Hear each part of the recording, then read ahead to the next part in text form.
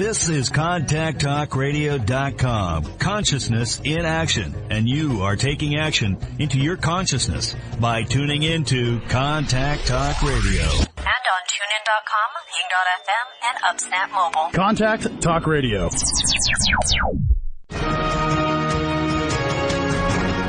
Welcome to Medicine and Health with Dr. Paul Anderson.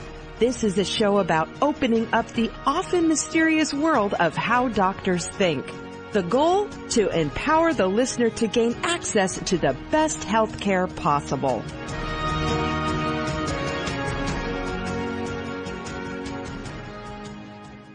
Good day and welcome to Medicine Health with Dr. Paul Anderson. That's me. I'm Dr. Paul. And today we are going to be talking about dealing with your diagnosis and not despairing.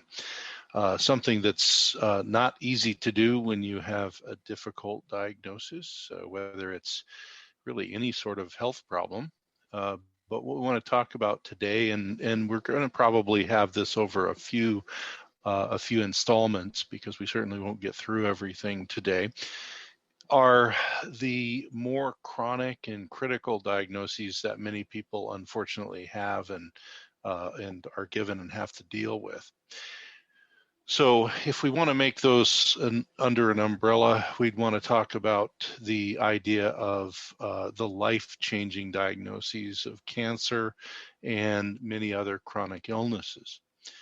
Now, it would be simple, certainly, to go through this and take each one of them individually, but there are so many things that cross over with respect to how it hits you as the person, how it hits your family, and how you all have to deal with it, and what you can do to be more empowered and on top of the situation, as opposed to just kind of feeling run over by it.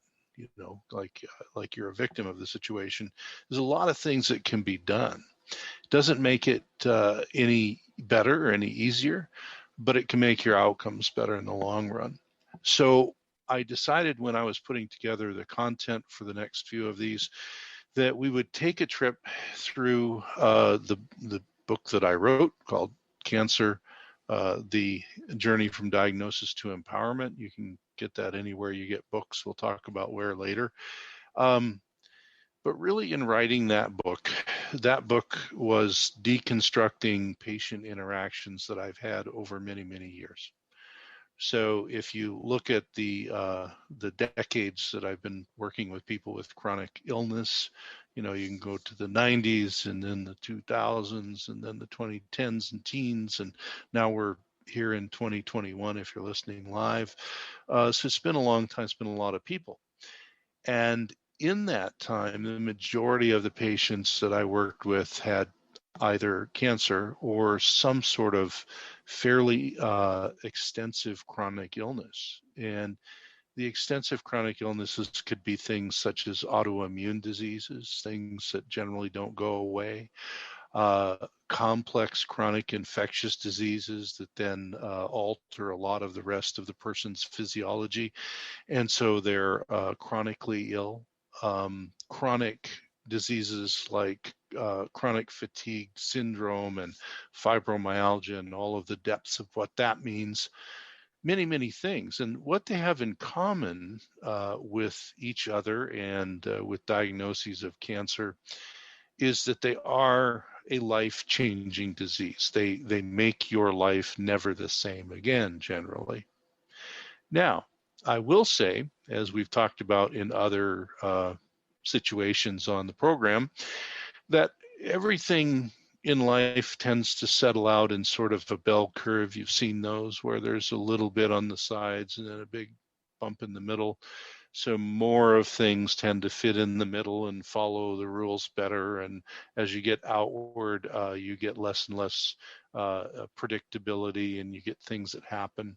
So, for example, on one end of the spectrum of cancer and chronic illness, you might have in the littler ends of that curve people who get very sick quickly and unfortunately have very aggressive disease and don't live very long.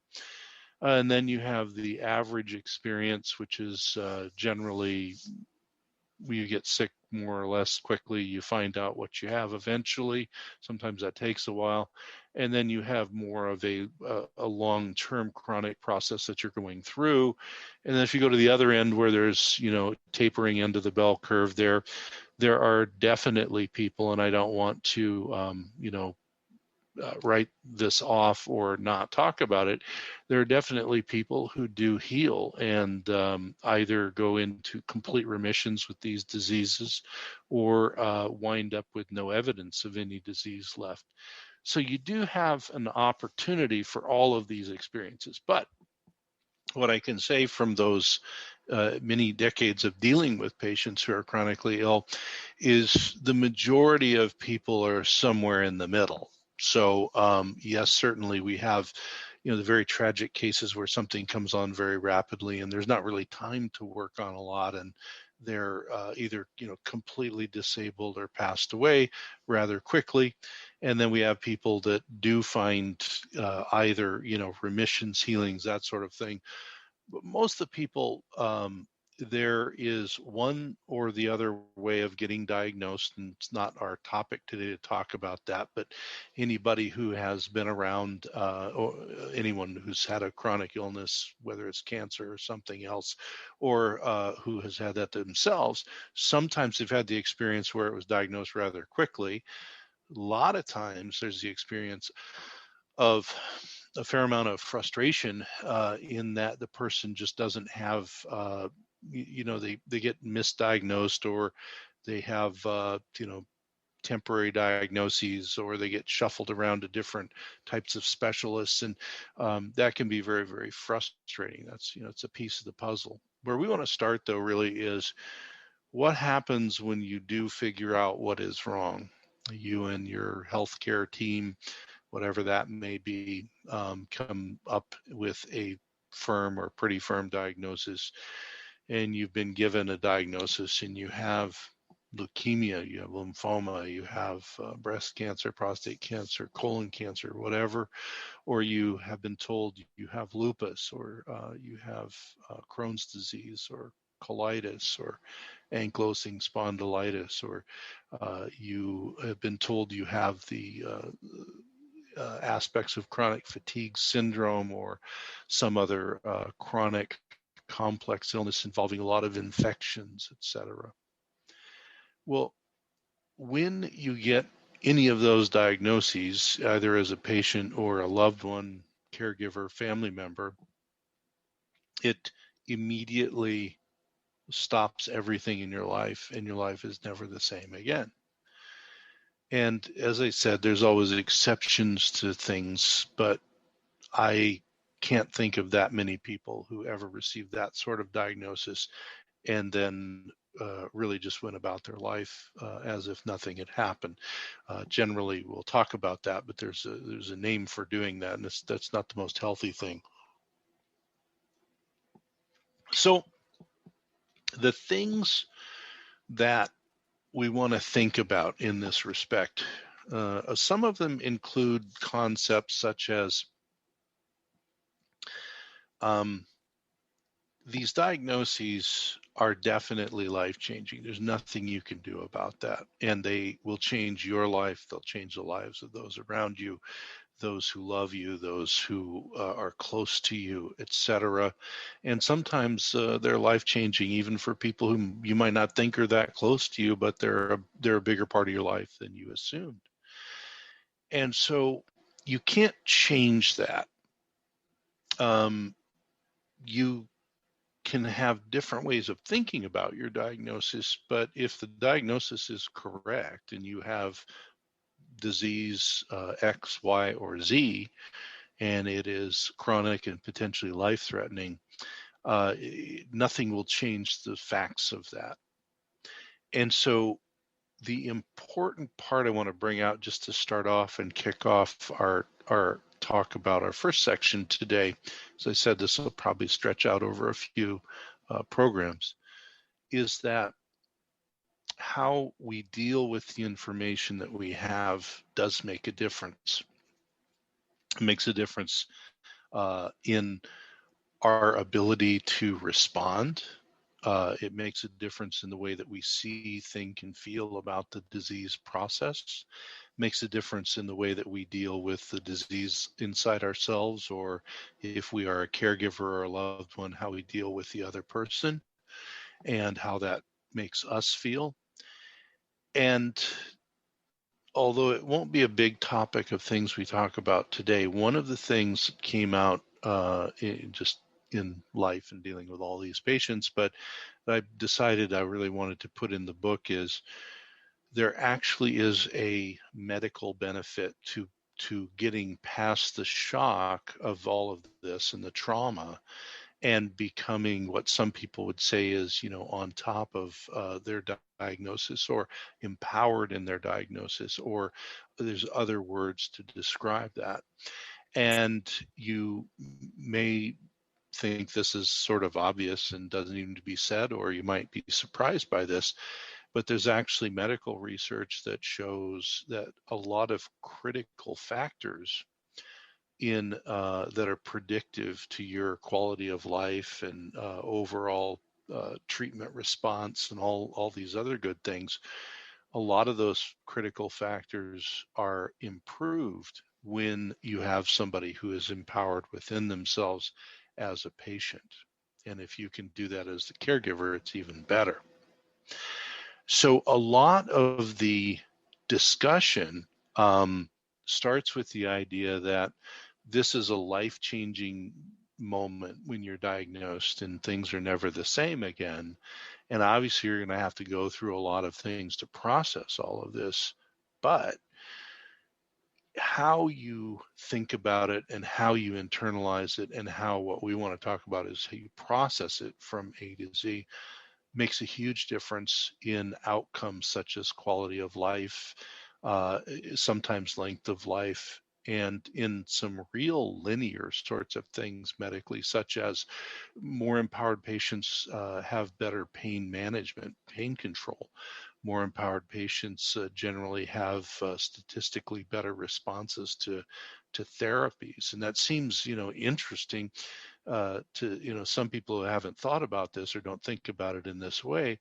They'll say, well, if two people are getting the same chemistry in their therapy, let's say it's a drug cocktail or some sort of other therapy, and it's kind of the same, the same stuff going into these people, and they're humans and they have the same disease. Why would one work better than the other? We see this all the time. Well, there's many factors to that because no two people are actually the same, obviously. But the other thing is the level of connection between that person and themselves and how they view how the treatment is going to go actually does make a difference. So there's a few things that I want to kind of talk about up at the top. And the first thing is whether you're looking at a diagnosis of cancer or a severe chronic illness, you, as I said, have this moment where it all comes to you, what's going on, and your life is never the same again. So one of the first things that is very important, I think, to get across is that the point of all this is not that you ignore your diagnosis or that you downplay your diagnosis. It doesn't do you any good to pretend that your diagnosis is different than it really is. It does make a difference how you think about it, but what we're talking about is if you're going to become, as you might say, on top of things diagnostically or an empowered patient, et cetera, that is done through the lens of a very realistic view of the disease. And that's taking all the good and all the bad into account so that you're very aware, very well informed, and you're not shielding yourself from any eventuality. One of the first things that happens that becomes a huge area where you can kind of run off the rails, and it's 100% understandable, is this area of facing your own mortality or disability or both. So regardless of what you're diagnosed with, if it's chronic, You may be looking at a disease process that could shorten your life. And maybe you look at a disease process that might shorten your life some, but has disability with it, or both. Those are very, very difficult things for us as humans to come to grips with, because as it goes in discussions with people when they're first, dealing with their diagnosis, everybody knows that they don't live forever on this earth. You are finite. And we all have some time which we are no longer going to be here. We're all going to die. So we all have mortality. Those who are healthy can fall into the trap of thinking, well, maybe, I got so long, I don't even need to worry about it, right? So we sort of push our mortality way, way out there. Now, many people, who don't have cancer or chronic illness diagnosis will come up to their mortality very quickly if they have a health scare or a bad accident or something like that. We hear about that all the time, obviously. But normal human nature is, if you're not sick, you tend to diminish your thoughts of mortality and maybe disability in your mind. And an important part about that is it's natural to not want to face your mortality, even though we all have it. And it is unpleasant to face it for many people when it is forced upon you, because your doctor has told you now, I'm very sorry to tell you, but you have, this type of cancer, or you have this type of autoimmune disease that's chronic and has these other problems, or you have this immune issue going on. And so facing your mortality and the disability that goes with it, for better or worse, is very necessary, is very unpleasant.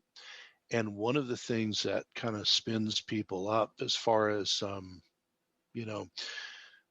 having a negative impact of the information is that they've spent most of their life choosing not to think a whole lot about their mortality, and certainly about disability. And now today it's being pushed right into their face.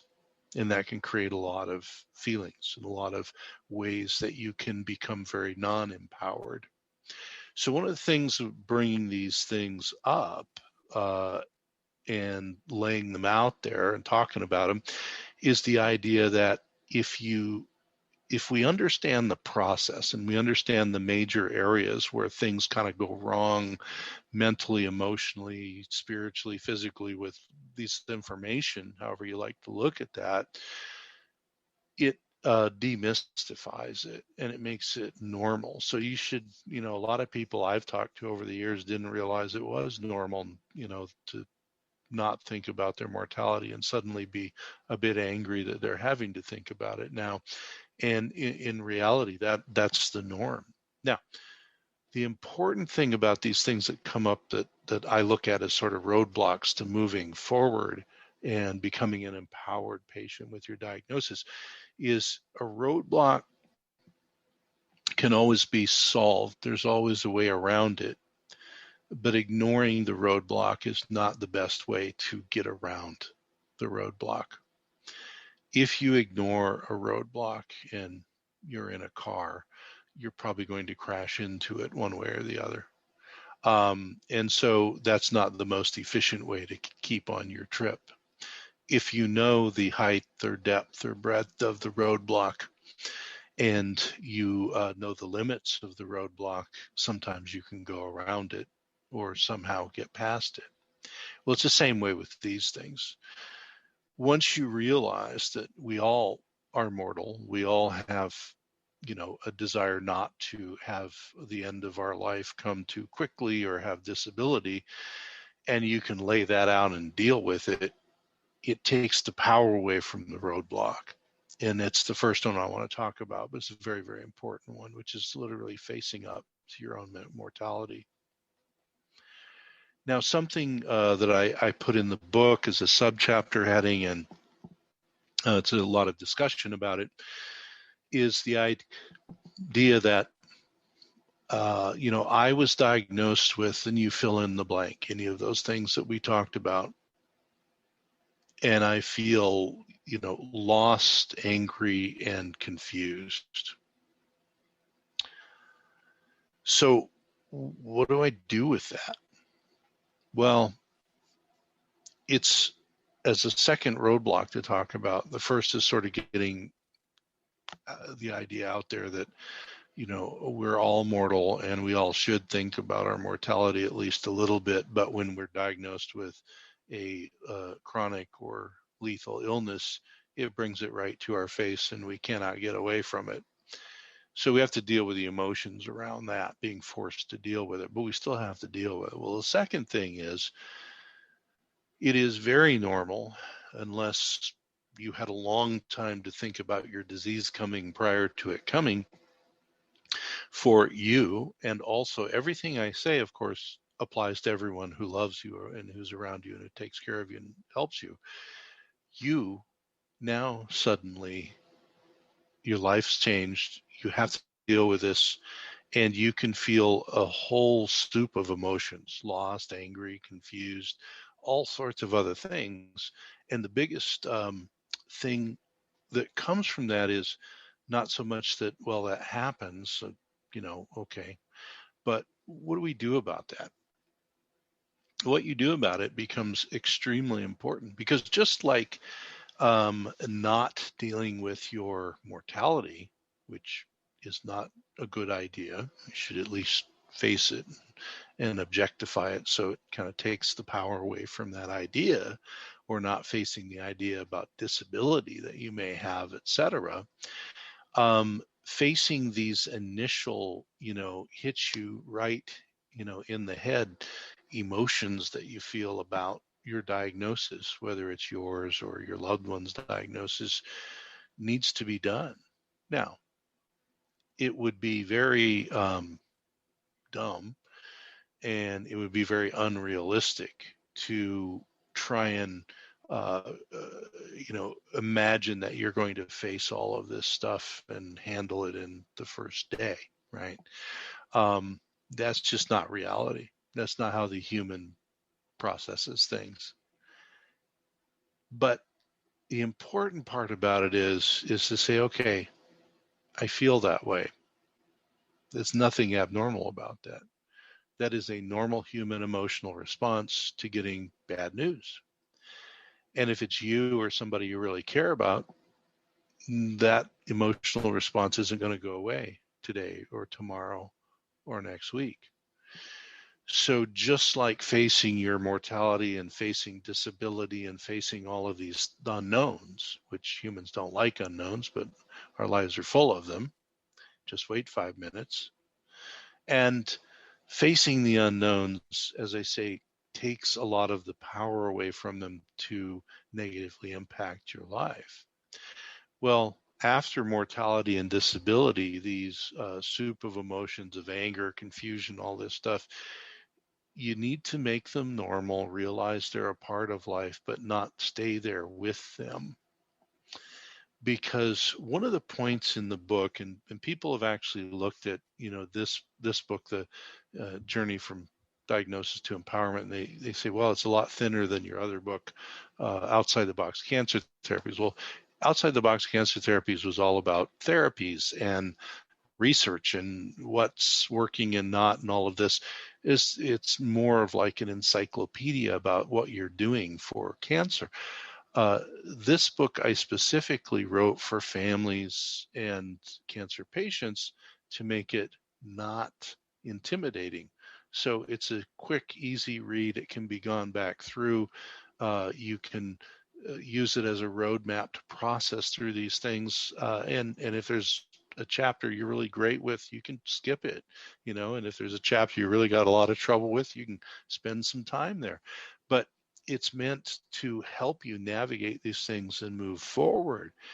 And so the point that's made when we talk about that in the book, facing your mortality and dealing with this emotional soup, is we need to not try and minimize that, because that's part of being human and part of getting a diagnosis you don't really appreciate. But if we stop there, that's where literally it poisons us emotionally. And when we poison ourselves emotionally with thoughts and feelings, emotions, etc., and don't find a way to deal with them and work on them, our ability to become empowered and get the benefits of that, which include, usually better quality of life, better, management of pain, better outcome of treatments, better all kinds of things. If we get stuck in these toxic emotions that don't get dealt with, even though they're very normal for us, we don't want to sit there and just keep going back to step one over and over. So there's a lot of, tips and ideas and examples in the book. One thing that I did that the editors encouraged me to do to make it a little bit more, a little less manual. So it's sort of like a how-to manual, but it's also got some depth to it, I think, emotionally, is I told the story of two different patients that handled all of this very differently to sort of illustrate, what would it look like in a patient who gets stuck and kind of has this poisonous relationship with their diagnosis that doesn't help them, and what would it look like for somebody who has a very terrible initial reaction to their diagnosis, as we all would, but does find a way to work through it and work beyond it.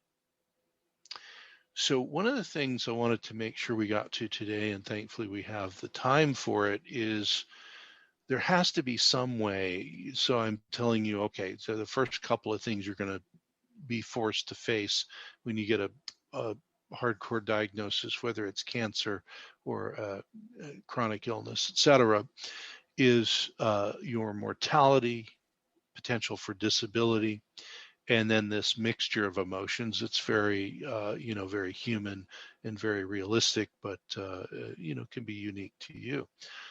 So how is it? Is there a way to think about this where you can start to move past what's going on and get a foothold around a way to process as you go and then move forward, as opposed to processing a bit, getting discouraged, and recycling back to the beginning? Because one of the things that can be very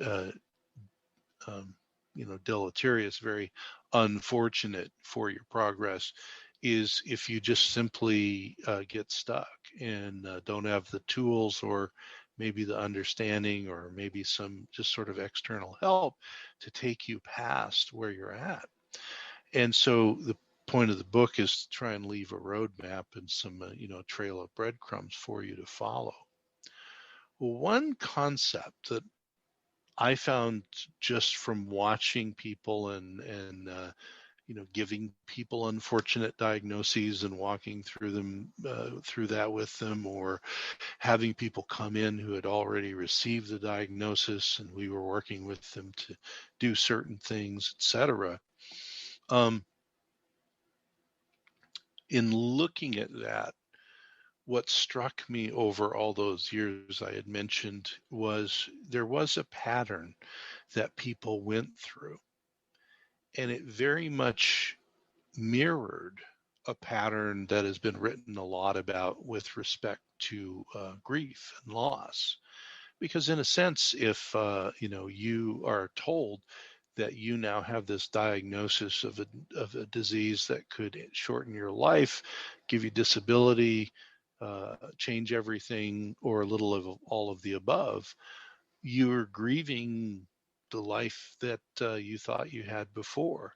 So in a sense, you have grief to deal with. But the reason that I included the Elizabeth Kubler-Ross stages of grief, which almost everybody is aware of, talk about it a lot in the book, and they're very, you can look them up online, you get a lot of information about it. The reason I use them is not because they're flawless. There's no way of dealing with things or situation that's flawless, but they really do match what I saw people go through when they would get these diagnoses. So the first step, which is very common, as most people know, is denial. It's the first stage. Denial is essentially often just the overwhelming shock to you and your brain that says, well, I couldn't have cancer, or I couldn't have ALS. That's something other people have. That's not me. I don't have that. And denial can be rather quick, or it can last a little while. As an example, a lot of the people, remember there's the bell curve. Most of the people, the bulk of people, the shock is the initial thing that triggers denial, and it might last, a short amount of time. And their, better angels or their other ways of thinking kind of have this perspective that says you can think that that's not happening to you, but you really kind of know that it has. Anyone who's lost someone very close to them, who, someone close to you has passed away, you have those experiences where you think that they're still here. You think they're still alive, and you'll go to call them, or you'll go to do whatever. And that's not, real conscious denial. Once that happens that it's, obviously that's not going to happen because they're not here. But your brain will, play tricks with you about that. A lot of people talk about waking up, the next morning or 10 mornings later, and waking up and having forgot they got that diagnosis of cancer, and it's just this wonderful moment, and then they think, oh no, that really did happen. That's going on. So that's really normal. And the important part about it is, if it's normal and you understand what's going on, then you can call it what it is and deal with it. If you don't, or you are choosing to, kind of live in a fairyland and ignore things, you will choose not to deal with it, and you may go very deeply into denial. And I've had people say, especially medical students, how in the world could somebody ignore that they had something really bad, cancer, or any other, thing that had a lot of symptoms and signs and, things that might tell you there's a problem. Well, I've seen, again, over the years, this is certainly, thankfully, not the majority in the middle of the bell curve, but on other ends of the bell curve where there's fewer people, I've literally seen people come in, and, we would have somebody and they would say, well, you always tell your person, doctor, what you're there for.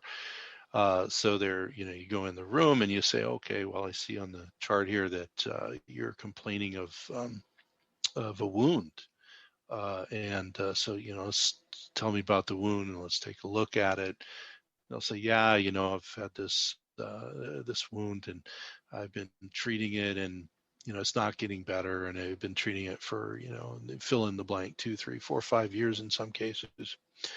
And you go to take a look on the examination, and I have literally seen cancer that had grown not only on the outside of the body, but all the way through the chest wall and pushing in on the lungs, and, all kinds of things that go on that any other person, even who didn't know what cancer looked like, would look at that and say, there's something very, very wrong there, and something should be done about that. So denial can extend to that level. Now, normally, these people, when you run into them, are either very insulated, that some people that have some mental health conditions can, isolate, and they're very insulated, and they'll stay in denial that far. Most people who are around others, someone will eventually say, you really should go get that checked out. But that's how bad it can be. So while most people, denial is just this sort of natural, gee, that's news I didn't want to hear, and my brain is going to tell me for a while that I don't need that news, um, they will get past it. But you do need to know it's very normal, and it's usually the first thing when the shock hits you. The next thing, which sadly I've seen a lot of people kind of get stuck in. So yeah, we talk about getting stuck. These are main roadblocks, right? Um, the second phase that usually happens is the rebound from denial, which then is anger. And anger can be just so poisonous to you. Now, anger is a very realistic and rational response to being told that you have a disease that will shorten your life, give you disability, or a bit of both. It is not irrational for you to feel angry about that. As a matter of fact, if somebody has a diagnosis like that that's chronic and life-changing and generally negative, being angry is something you would expect at some point. Because again, you lived your whole life up to this point believing you did not have this problem, and suddenly you do, and now it's settling in, not just that you're dealing with mortality and disability, but all the little details about how this is going to affect you, how's this going to affect my family, how's this going to affect my income, how's this going to affect my ability to do things. All of that's going to change.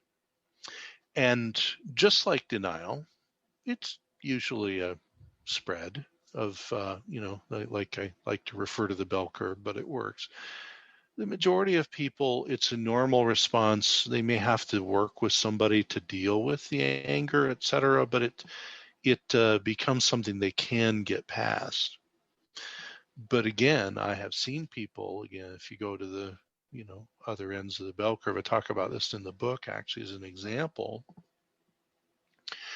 I've seen people get stuck in anger, the anger phase, and not get less angry and deal with it, but actually get more and more angry and lose the ability to deal with the anger, or choose not to deal with the anger and just stay there.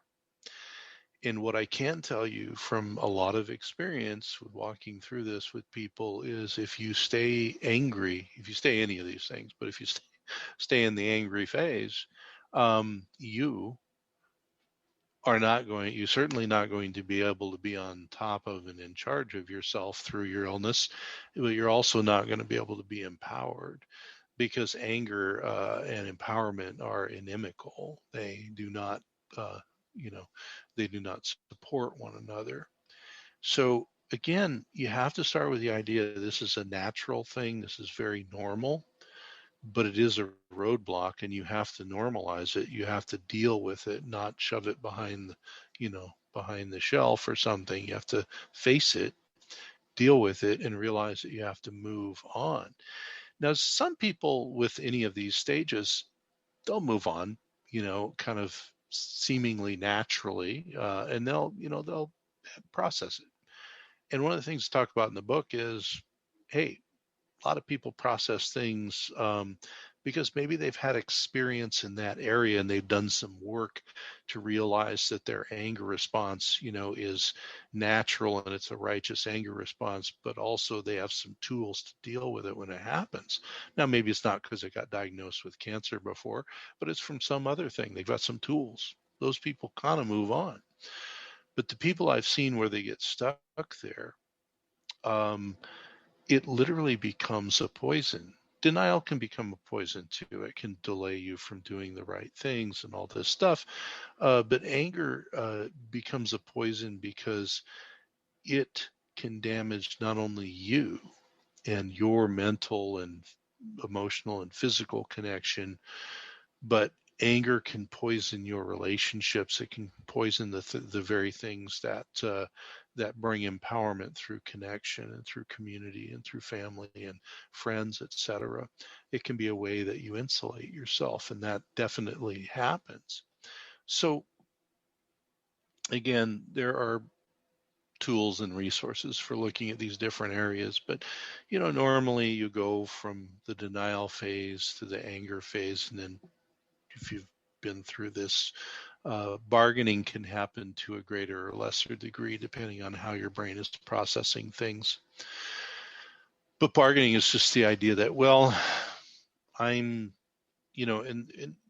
bargaining can actually lead to some things that aren't all bad. But I'll just give some positive examples of, I've had, people get a bad diagnosis, something chronic, cancer, etc., and they will suddenly completely revamp a lot of lifestyle things. They will change the way they eat to be very clean and healthy, and they'll start to exercise, to do all the things that grandma told you were supposed to do all along, and that can be very good. When it's not as good as is when it's connected to an if then sort of statement in the back of the mind, which is, well, if I radically change the way I'm eating, then maybe the cancer can just go away, or maybe my multiple sclerosis will just go away. And it's important to know that those diet and lifestyle things can be remarkably world changing. And I have seen actually people go into remissions of diseases doing those things, but your motivation has to be that you're doing it for the sake of you and your health, not because you're making some sort of bargain. And so a lot of times people think of bargaining as, bargaining with God, with a deity, or, something on that level. And that certainly is one way that it's done. But sometimes it's just this internal bargaining where it's a literal if-then statement. If I make these changes, then I expect, it's going to happen. Now, every single thing that we're talking about, and we'll wrap up in a few minutes, but every single thing we're talking about, as I said, is not abnormal. These are just the way humans are wired to think and react and feel. So there's nothing wrong with doing these things. It's, like I said, there can be some very good things to making changes, during the bargaining phase. That's a great time to do it because you're heavily motivated. You just want to be realistic about it and, realize it is what it is and then move on. Now, if there's something good that comes out of it, for example, I have seen in families where when the anger phase hits, it could be the patient or it could be their loved one or both. And that could actually trigger the realization that, gee, we know we're going through this. They get some outside help maybe. And I've actually seen that trigger some healing of other things that were related to deeper anger issues that were going on. Same with bargaining or denial, etc. It can turn out to be very positive if it's named and looked at and objectified, and then you work your way through it. Now, I keep saying, family, friends, loved ones, and all that. It is important to know that you as the patient go through this, and obviously you are the primary person in the equation, but the people around you who are close to you, they all go through the same process too. So when I was writing the book, I was very mindful that I wanted to write so that these steps can be used, whether you are, the spouse or the loved one, brother or sister, co-worker, or the patient. It doesn't matter. We all go through the same stuff. And the healthier we do it, then the healthier we can be there for the person who is the patient. Because imagine, and we see this a lot, if you get stuck in any phase, but let's say, you're stuck in the anger phase because you don't want your loved one, to have this disease. Well, nobody does, but you get angrier and angrier. That does not bring any healing or empowering mental, emotional, or spiritual, energy and effect into the equation for the person. And I've seen that with people and their significant others, close family members, etc. It's usually someone very close. if you get that where either the patient or the loved one has a very deep exposure and falls into the anger pit, for example, or any of these others, it can literally poison their relationship, and then the other person is not going to enjoy as much health as they could. Now, after bargaining, so you denial, anger, bargaining, then comes a crash. You are depressed. And if you think about it, you sort of like to have this roller coaster arc. Your denial, you're going up on the roller coaster, but you don't really realize you are. And then anger, you're sort of hitting this top with this, negative energy that sort of just hits you all at once. And then bargaining, you're sort of tipping over the top and heading down with gravity as a roller coaster would do. So your mind is spinning and sort of on, almost on the manic end of making deals and trying to figure out what you can do to, to game the system here. And then you hit the bottom, and you can hit the bottom very hard. And that's, it's universal, but it can be very, very bad for people. So when you reach the stage where you're feeling depressed, in one sense, it's good because you're moving on, but in another sense, depression is very dangerous, and you can need help. You need help at all these stages. And one of the things I say in the book is, you shouldn't just do this on your own. You need others to help you, someone in the helping world to help walk through you with this, or at least people you're in contact with, or people you can be accountable to. And depression is not only expected, but is very, very normal, because you've gone through this roller coaster of being diagnosed and having that wash over you and your mortality and disability and all these things. And now it's just like, man, I don't know if I have the energy to deal with this and to move this forward. Very, very real. Now, all of the stages can have their negative. Depression is a time where many people don't wind up needing, medication for it. Now, if you're depressed to start with, that might be different, but most of the time they do need to process it, and they need to just let it out. And that is, in my experience, better with somebody who is trained to help you work through letting it out, as opposed to just letting it out. Because one of the things I've seen, it's very important to have friends, family, have people to bounce things off of. But a lot of times, as I said, they're going through this stuff too. And if you get to something that's scary to them or disturbing, like your depression or your anger, they may be able to help you and give you feedback, but they're not an objective observer who's not connected to you, who can maybe help you not just give feedback but move through that. And again, the first thing to know is it's normal to hit that depression crash, and it's also normal to be able to work through it and move to the other side. So that's a very important thing, and if you haven't by that time, it's a time to get somebody on the outside. Now, in the book, we're very, I talk about this in a very open way. There are, we worked with, in our cancer and chronic disease clinic, we had relationships with psychiatrists and psychologists and social workers and counselors and pastoral counselors. You just want to make sure the person, knows specifically about chronic illness, cancer world, and B, has the qualifications and the tools to deal with it. And then they'll be able to help you walk through that. And there are people in all of those helping professions who are very specifically, their practice is very specifically focused on cancer and chronic illness. So that can be very useful. If you already have someone you're working with, it might just be a time to connect and do a little bit more work with them. So once you get through this sort of initial roller coaster of facing your mortality, facing your disability and all that, and then you kind of have the various amounts of denial and anger and bargaining and depression, you reach what Kubler-Ross called acceptance. Now, what I've done in the book, and this is where we'll pick it up as we move on in the next next groups of things. I pair the idea of acceptance not as there's no period after acceptance, because acceptance kind of sounds like, all right,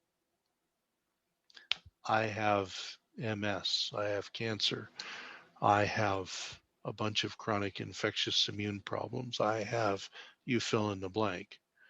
It's a bummer. And so here I am in all of its reality of, just stewing in the idea that I have this diagnosis. If that's where you end with acceptance, you may have gone through those stages and you might be on the other end. But that is not what brings you the actual mental, emotional setup to have benefit. The benefit comes when you are in acceptance and working on being empowered. Now, empowerment is a common term, I think, especially in modern times, and there's a lot of talk about empowerment, and these people are empowered and whatever. And there's nothing wrong with that. It's a good concept, it's a good idea. But really, what is behind empowerment is not just that you've gone through this process of grieving the loss of your previous life and you're accepting your diagnosis and all of that, but being empowered is not simply passively accepting. Being empowered is actively participating in working through your really deepest thoughts, feelings, emotions, and all the roadblocks attached to them of whatever it is that's going on with you. And normally it's those big things we talked about, which are facing the fact that you're mortal and your life may be shorter than you thought it was going to be, that you're going to have some level of disability and change in your life, and that your loved ones and your family and friends are also going to have to deal with this. So you're realistically having acceptance over those things. But the empowerment portion of it is saying that is all true. Okay. I, as the patient, get to decide how I think about that, where I put all of that, what I do about all of that. And one of the most important things, one of the most important factors in all of that is that you then are no longer a victim of all of those things. And so normally, I try not to just leave it as it's this, either or of you're either, empowered or a victim. But it's a good way to think about it, at least as a stepping off point. So when you are empowered, you are actually able to realize benefits that are physical. You certainly have mental and emotional benefits, but as I said, in research, certain, medical interventions do seem to work better in people that feel more empowered in their situation and are not feeling a victim of it. And so as we kind of transition here to the end of this program, and it'll be a nice, segue into the next program where we're going to talk about other things. The concept I'd like to leave with us is this is a normal process. It's not something anybody wants to have to go through, but as with many things in life, it's going to happen. If you or a loved one get diagnosed with something like cancer or a significant disease, autoimmunity, et cetera, there is going to be the facing of not only mortality, disability, but all of these things that go on. You're going to go through these processes, whether you're the caregiver, loved one, or the patient, and you're going to have to process it inside. You want to normalize the processing of it. You want to realize that those stages are there. They're the way humans generally process. And you want to objectify the process to the degree that you know that this is something that does not last forever. It's a part of getting you from the shock of being diagnosed to being able to be empowered and involved in your care and in your health. And so once you realize that it's not mysterious, it's not unique to you, it's not malevolent, it just is what it is, then you can literally become on top of it. And then you can work towards becoming empowered so that then you can gain all the benefits possible of the empowered patient. So that's why I like to not end with the idea of acceptance, which certainly is, it's the last stage generally that they write about, because that is the place after, depression and bargaining and stuff where you wind up and you're sort of realistically accepting that this is going on. In the case of a major health event, it has changes in your mortality and your ability, disability, etc. You really need to think about the idea that acceptance is the gateway now to working on empowerment. So at this point in the book, this basically takes us, by the way, through the first two chapters of the book. We go to, okay, I've got all this idea, you've talked about this top down. I realize what's going on. What am I supposed to do with this? How am I supposed to process this? How do I think and feel? And we do realize that there's a difference in the way all of us do this. No two people do it the same, but that's the basic roadblock. Now we can take the movement to realistic acceptance and turn it into empowerment, which is where I want to go in our next session. Now, really quickly, because we're going to get kicked off the podcast here any moment, want to just talk about where you can't get the book. So there's the book, Cancer, The Journey from Diagnosis to Empowerment. Dr. Paul Anderson, that's me, I wrote it. Very easy read, very easy for friends and family to wrap their heads around and use. And you can go back and recycle stuff if you need to. But the new website, DRA, like Dr. A, DRA Now, N-O-W, DRAnow.com, is a gateway to all of these things. We've got the newsletters and all kinds of things up there.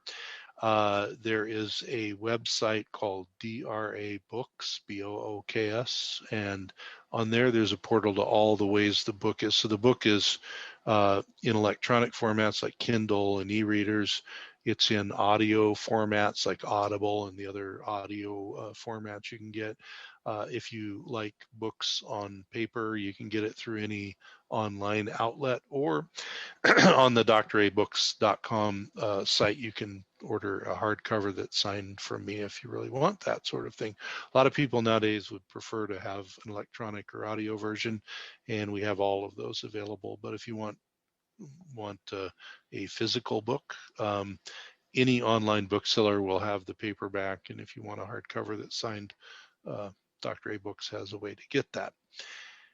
You can still follow me anywhere, DRA online, either Facebook or Instagram. Of course, put links up there, but the Dr. A Now, DRA Now, is the portal by which most of these things, we're kind of trying to put everything under one roof. All right. Well, that is me for today. Dr. Paul Anderson, Medicine Health with Dr. Paul. And it's been my pleasure speaking with you. And next up, in the next segment, we're going to deal with the following chapters, probably the middle of the book, talking about going from acceptance and empowerment, and how do we turn empowerment to our advantage? How do we become empowered? How do we process through these things? And how can that actually help us physically, not only mental, emotionally, which is very important, but how do these things help us physically? I want to thank you, and I'll see you all next week. You've been listening to Medicine and Health with your host, Dr. Paul Anderson. Visit the clinic website at www.amsa1.com or call the clinic at 206-629-2186.